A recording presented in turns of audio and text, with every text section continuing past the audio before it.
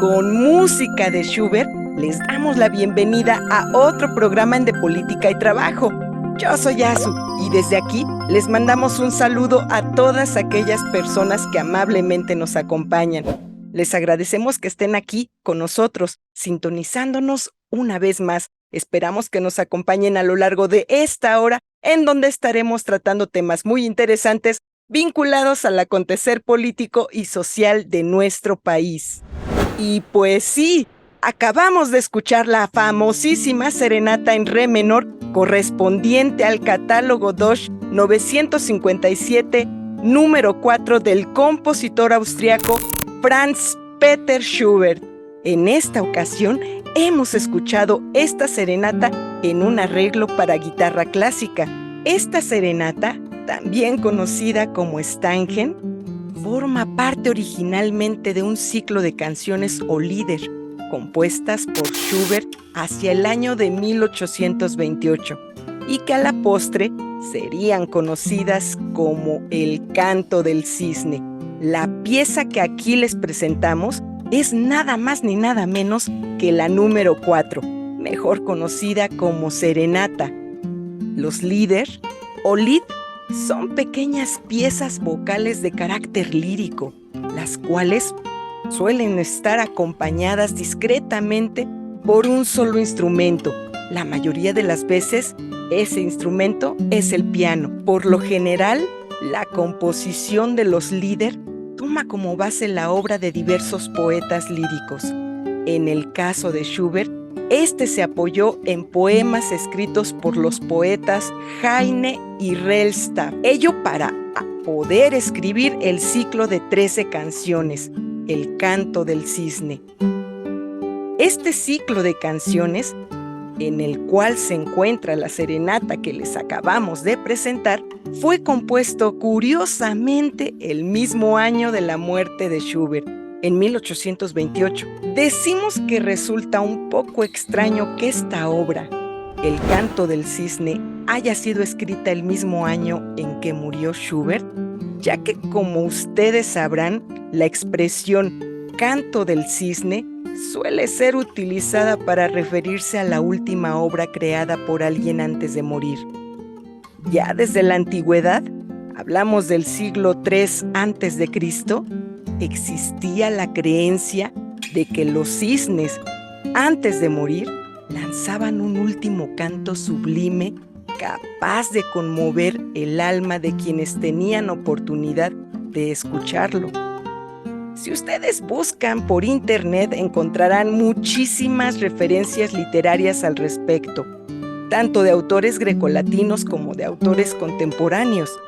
Franz Schubert moriría el 19 de noviembre de 1828, a la temprana edad de 31 años, en medio de la más profunda pobreza, al igual que Mozart, y apenas con el reconocimiento musical de su pequeño grupo de amigos, discípulos y familiares. Al igual que con Mozart, el reconocimiento universal de la música de Schubert se daría después de su muerte. Los invitamos a acercarse a la música de este autor. No se arrepentirán. Recuerden que presentamos este tipo de obras de música de concierto con la intención de romper con esa lógica de exclusión estética y educativa, según la cual al pueblo hay que darle chatarra musical y a las clases dominantes música de calidad. Los invitamos a no quedarse con la chatarra musical que, por cierto, predomina actualmente en los medios de comunicación. Recuerden que es nuestra responsabilidad ética y política impedir que este tipo de música y en general la apreciación de la belleza quede en manos de unos cuantos. Pues bien, como siempre, a todos aquellos que nos sintonizan por primera vez, les mencionamos que nosotros somos un pequeño canal de formación política crítica, integrado por profesionales de las ciencias sociales y de las humanidades. Nosotros somos profesores y activistas. Buscamos desde este pequeño espacio contribuir al desarrollo de una ciudadanía verdaderamente politizada, pensante y crítica, capaz de juzgar críticamente a todos sus gobernantes y funcionarios, independientemente de que hayamos votado o no por ellos. Nosotros no pertenecemos a ningún partido político o institución y nos financiamos únicamente con nuestros pequeños y modestos recursos. Pues bien, después de esta pequeña introducción y de agradecerles que estén aquí con nosotros, pasemos al tema del día de hoy.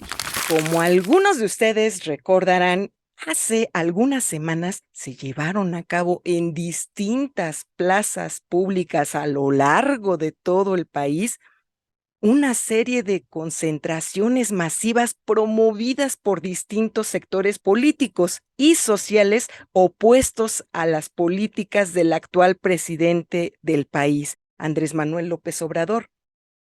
Bajo la consigna "El INE no se toca", estos grupos marcharon y se manifestaron a lo largo y ancho de todo el territorio nacional. Más allá del escandaloso acarreo que se presentó y del descarado apoyo que estas concentraciones recibieron por parte de diversos sectores empresariales y de los gobiernos priistas y panistas, las concentraciones evidenciaron la disposición cada vez más organizada de estos sectores para hacer frente al gobierno encabezado por López Obrador. Estas movilizaciones fueron más numerosas que en ocasiones anteriores. Tan es así que el propio presidente del país, sí, Andrés Manuel López Obrador, se vio obligado a responder políticamente con la convocatoria a una manifestación de apoyo a su gobierno mucho más amplia. Así es, la del sábado 18 de marzo de este mismo año. En todos los señalamientos que el presidente del país ha hecho para referirse a estos grupos opositores, proempresariales, priistas y panistas, existe una denominación constante. Es de la derecha. Son los conservadores, repite constantemente Andrés Manuel. Pero no solo eso. El presidente del país suele utilizar estas mismas denominaciones para referirse, en términos genéricos, a todos aquellos sectores sociales y personajes que cuestionan su política de gobierno. Aún hay que aclarar esto, aún y cuando no tengan nada que ver con los sectores proempresariales convocantes a una supuesta defensa del INE.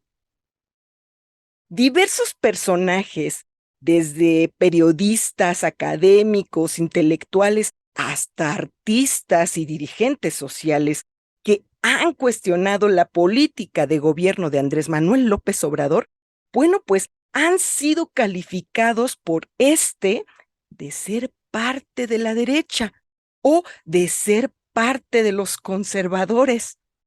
Fíjense qué curioso. Una vez que el presidente del país ha anunciado su veredicto, de inmediato su sentencia comienza a replicarse a través de las redes sociales sin más. Y entonces se ve y se escucha en las redes sociales, fulano es un conservador porque cuestionó a Andrés Manuel en su conferencia de prensa. Se escucha también, sutano es de derecha porque escribió este artículo cuestionando a Andrés Manuel. Pero nosotros nos preguntamos, ¿qué es el conservadurismo? ¿Qué es la derecha? ¿Conocemos a profundidad el origen y significado real de estas dos categorías políticas? ¿Cuál es la diferencia entre una y otra? ¿O acaso son lo mismo? ¿Son válidos los señalamientos hechos por el presidente del país hacia sus opositores, caracterizándolos de conservadores o de derecha? Si no es así, ¿qué es entonces la derecha y en qué se diferencia del pensamiento conservador? Nos preguntamos también, ¿todo pensamiento conservador es de derecha? ¿Toda la derecha tiene un pensamiento conservador? Pues bien, a lo largo de este programa intentaremos dar respuesta a esa y otras preguntas. Pero antes de continuar, acompáñenme a conocer cuáles fueron algunas de las noticias más destacadas de esta semana.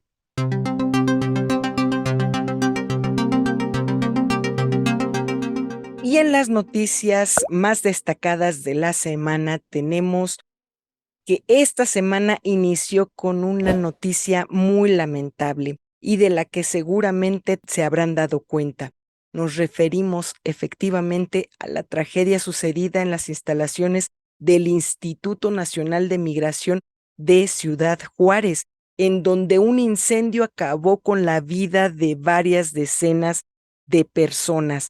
La investigación inicial ha arrojado hasta el momento la hipótesis de que el incendio comenzó aparentemente como un acto de protesta al interior de este centro de detección, en cuyas instalaciones se encontraban detenidas aproximadamente 68 personas. Hasta el momento, este hecho ha arrojado lamentablemente 39 víctimas mortales y varias decenas de heridos. Los migrantes provenían en su mayoría de El Salvador, Guatemala, Honduras y Venezuela. Bueno, estaremos al pendiente del curso de esta investigación. En otra noticia, tenemos que la Suprema Corte de Justicia de la Nación frenó la reforma electoral propuesta por Andrés Manuel López Obrador, también conocida como Plan B.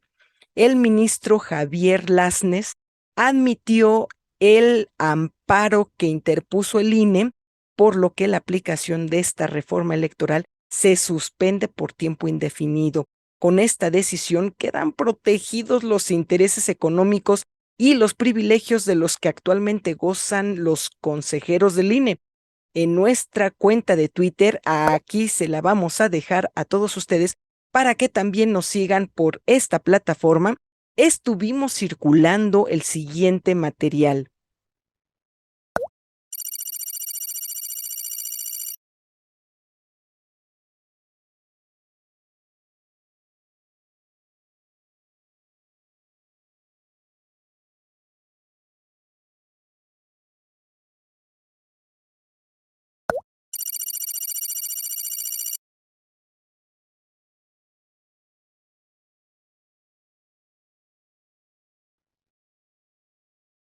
Bueno, pues tras la suspensión del denominado Plan B, el presidente de la República dio a conocer el martes en la tradicional mañanera su Plan C.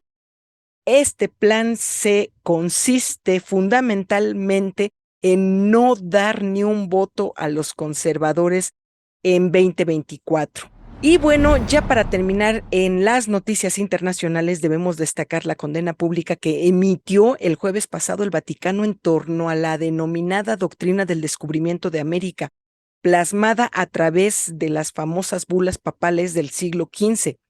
Desde estas bulas se justificó teórica y jurídicamente el despojo de sus tierras a los pueblos indígenas de América, así como su posterior saqueo y colonización. Si bien el Vaticano manifestó un repudio moral hacia estos documentos, no manifestó interés alguno en solicitar su anulación jurídica, la cual, por cierto, sigue teniendo vigencia. Hasta aquí las noticias más relevantes de esta semana. Y bueno, antes de continuar nuestro programa, solo queremos comentarles que el profesor Rubén Darío Arechiga, conductor también de este programa, pues por el momento no se encuentra con nosotros porque está desarrollando algunas otras actividades que ya posteriormente les estaremos compartiendo. Y ahora continuemos con nuestro programa. Y después de las noticias continuamos con el tema que estamos tratando el día de hoy.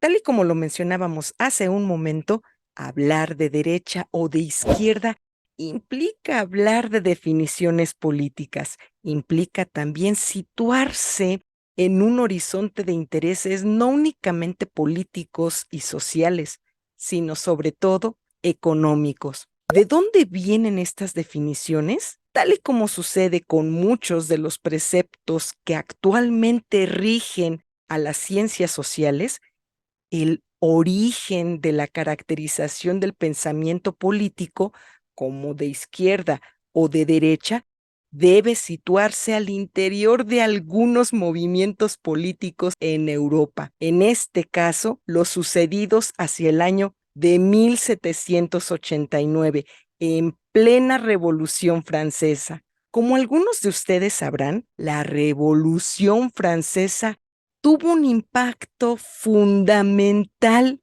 por lo que toca al surgimiento del pensamiento liberal y republicano en todo el mundo. Es desde la Revolución Francesa que muchos de los principales preceptos liberales, republicanos y democráticos que actualmente rigen a la mayoría de los sistemas políticos del mundo encuentran su origen. La Revolución Francesa dio paso al surgimiento de las principales libertades políticas de las que, por lo menos en la letra, hoy en día gozamos. Así es, tales como la libertad de culto, la libertad de expresión, la igualdad ante la ley, la presunción de inocencia, la soberanía popular, la rendición de cuentas, etcétera. Todo esto fue posible gracias a que los revolucionarios franceses del siglo XVIII se dispusieron a tomar las armas para acotar el poder absoluto de su rey, Luis XVI. El movimiento revolucionario francés, iniciado formalmente el 5 de mayo de 1789, rápidamente integraría órganos oficiales para su deliberación. El más importante de ellos fue la Asamblea Nacional Constituyente. Desde esta asamblea, los revolucionarios franceses polemizarían en torno a los límites de poder político del rey. Así es, diversos sectores de la sociedad francesa, entre ellos el clero, la nobleza, la burguesía, los señores feudales, los artesanos, etcétera, se dispondrían a debatir el futuro político de su nación. Para agosto de 1789, distintas corrientes políticas, se enfrentaban al interior de esta Asamblea Constituyente. Todas ellas, no obstante, podían concentrarse en dos grandes bloques, a saber, el primero, aquellos que apoyaban al rey, tales como la nobleza, el clero, y el segundo bloque, aquellos que rechazaban la persistencia de la monarquía, tales como la burguesía, el artesanado y ciertos sectores del campesinado. La disposición espacial de estos dos grandes bloques políticos al interior de la Asamblea Constituyente, ¿qué creen? Fue meramente incidental. Resulta que al lado derecho del presidente de la Asamblea se situaron los partidarios del rey. Al lado izquierdo, sus detractores. A partir de ese momento, la historia del pensamiento político occidental utilizaría como referente esta disposición espacial de los constitucionalistas franceses para caracterizar dos visiones políticas opuestas. La primera de ellas, partidaria de la continuidad del status quo. La segunda, partidaria del cambio o transformación del sistema político. Las definiciones políticas de izquierda y de derecha habían nacido. La derecha política francesa buscaba perpetuar el sistema aristocrático de gobierno, controlado fundamentalmente por el rey, la nobleza y el clero. Por otra parte, la izquierda pretendía que el control del Estado francés pasase a manos de la burguesía y, por supuesto, de ciertos sectores del campesinado semifeudal. Como puede verse en su origen, la defensa de los intereses de la clase trabajadora no aparece por ningún lado, ni a la derecha ni a la izquierda de las corrientes enfrentadas al interior de la Asamblea Constituyente de Francia. La definición política de la izquierda o la derecha se mantuvo acotada siempre por la defensa de los intereses de la clase de cada uno de estos grupos. De esta forma, la nobleza y el clero defendían sus propios intereses de clase. Para ello, exigían que el sistema de gobierno absolutista se mantuviese sin cambios, que el gobierno se conservase tal cual era. Por su parte, La burguesía, al igual que estas dos clases sociales, defendían también sus propios intereses. No obstante, la defensa de estos intereses implicaba, por el contrario, el cambio o la transformación del antiguo sistema de gobierno. La defensa de los intereses de clase de uno u otro grupo implicaba o bien la manutención o bien la transformación del sistema de poder. De ahí que la historia del pensamiento político occidental caracterizase a estas dos corrientes de pensamiento como pensamiento conservador, el de la derecha, o bien como pensamiento liberal o progresista, el de la izquierda. Lo repetimos, esta caracterización y definición política y económica de las llamadas derecha e izquierda ignoró en su origen los intereses económicos y políticos de la mayoría de la población, es decir, los intereses de la clase trabajadora.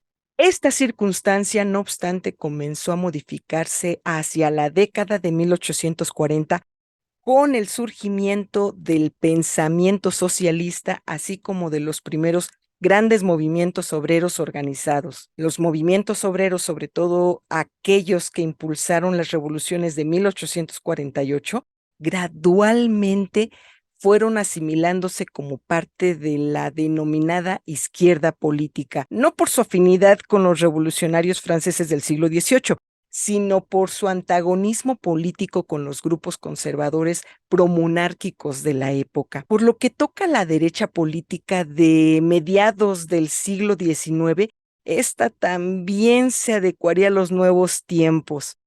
Algunos sectores de la derecha mantendrían su apoyo al decadente sistema monárquico y absolutista de las coronas europeas. Otros sectores, por el contrario, pues adoptarían la defensa del sistema de gobierno republicano reivindicado por la burguesía. Esta reivindicación de la república, sin embargo, se vería limitada por la defensa férrea de un sistema de gobierno de corte centralista y por el impulso al establecimiento de una religión oficial. Este modelo de derecha política sería el predominante a lo largo de todo el siglo XIX, no solo en Europa, sino también en América y en nuestro propio país. La izquierda política del siglo XIX también mantendría un carácter diversificado. Por una parte, los movimientos socialistas y anarquistas de la época comenzaron a definirse como movimientos políticos de izquierda. Esto en oposición tanto al liberalismo político encabezado por la burguesía como a los movimientos promonárquicos encabezados por los remanentes de la aristocracia europea. Por lo que toca a los liberales burgueses de corte federalista, estos nunca buscaron definirse políticamente como izquierda, simplemente fueron opositores a los movimientos políticos conservadores. Como podemos ver, tanto la derecha política como la izquierda fueron adecuando naturalmente su discurso al propio acontecimiento histórico de la época. Los férreos defensores de la monarquía, pues terminaron convirtiéndose en férreos defensores de la burguesía. Otros tantos defensores en su momento de los ideales liberales burgueses se inclinaron finalmente por apoyar las causas del proletariado industrial. En ambos espectros políticos, pues, puede advertirse un aspecto político fundamental: la disponibilidad al cambio. ¿Esto qué quiere decir? ¿Acaso la derecha puede modificar sus premisas político-valorativas para adecuarse a los nuevos tiempos? ¿No acaso la derecha le caracterizaba un pensamiento conservador, esto es, opuesto al cambio por definición? Para aproximarnos ya a una definición más acabada de lo que podemos entender por derecha política y por pensamiento conservador, debemos establecer claramente que siempre y en todo momento, las definiciones e intereses económicos de la derecha prevalecerán por encima de sus intereses y definiciones políticas. ¿Esto qué quiere decir?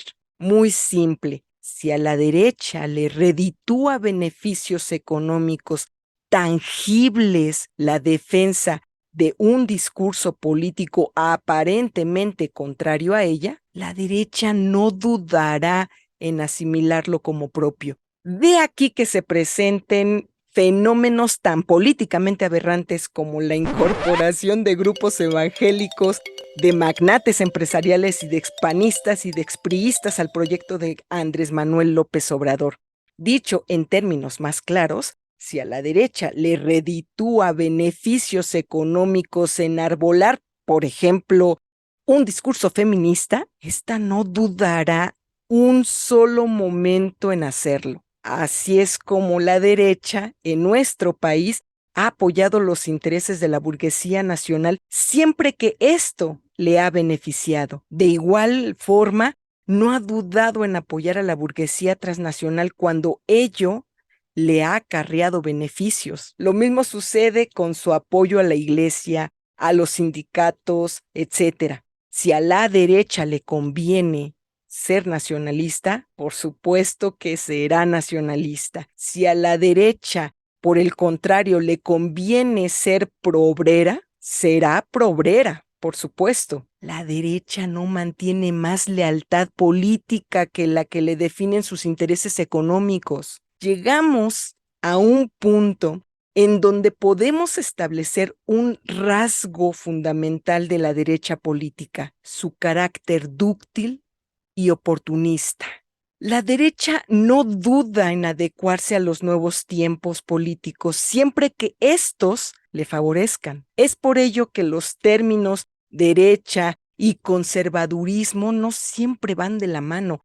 El presidente del país comete un error procedimental al asociarlos constantemente unos con otros. Lo repetimos, derecha y conservadurismo no siempre coinciden. De hecho, muchos de los grandes cambios involutivos, claro, en detrimento de nuestro país, han sido impulsados por los grupos de derecha. Ahí están los tratados de libre comercio o el restablecimiento de la personalidad jurídica a la iglesia, la destrucción del ejido, el remate de petróleos mexicanos, etcétera. La derecha no dudará en cambiar lo que se tenga que cambiar en el país a fin de asegurar sus intereses económicos. En este mismo sentido, puede decirse que la izquierda política no siempre se muestra abierta al cambio, ¿sí? Aunque parezca difícil de creer, la izquierda en ocasiones se encuentra inmersa en un profundo pensamiento conservador. Los constitucionalistas más radicales de 1917 buscaron preservar a toda costa los principales preceptos de la Constitución de 1857. Buscaban no modificarlos. El presidente del país, Andrés Manuel López Obrador, quien llegó al poder enarbolando una bandera de izquierda, bueno, pues se ha negado a pronunciarse institucionalmente en torno a asuntos de interés público, tales como la interrupción del embarazo, la legalización de las drogas o la eutanasia. Andrés Manuel ha optado por mantener las cosas tal y como están sin que siquiera se inicie un debate público e institucional al respecto, una posición política que poco o nada tiene que envidiarle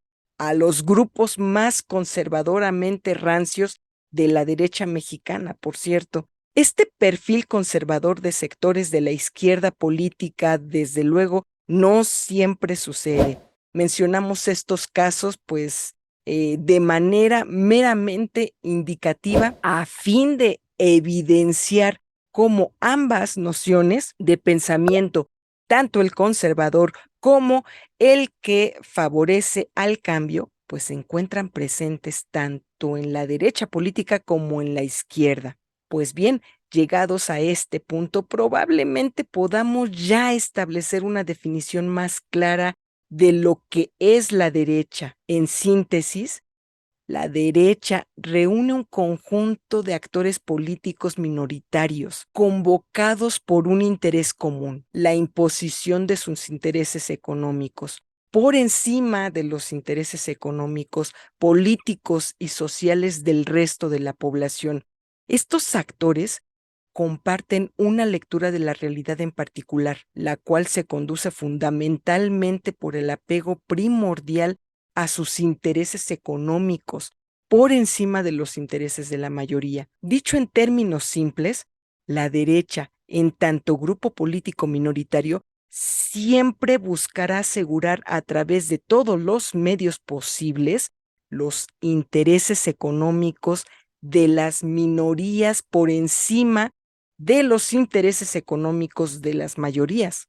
Eso es la derecha. No hay mejor definición para el egoísmo económico, político y social que el de la derecha. A la derecha no le interesa en lo absoluto lo que ocurra con el pueblo. De hecho, el pueblo solo es visto por estos grupos como una simple mediación garante de sus intereses. La derecha no mantiene una lealtad con un sistema republicano de gobierno. Puede apoyar incluso a los regímenes dictatoriales y fascistas más salvajes si ello le garantiza sus intereses económicos. El pensamiento de derecha representa, pues, y de manera cruda, una de las expresiones más abyectas de la condición humana.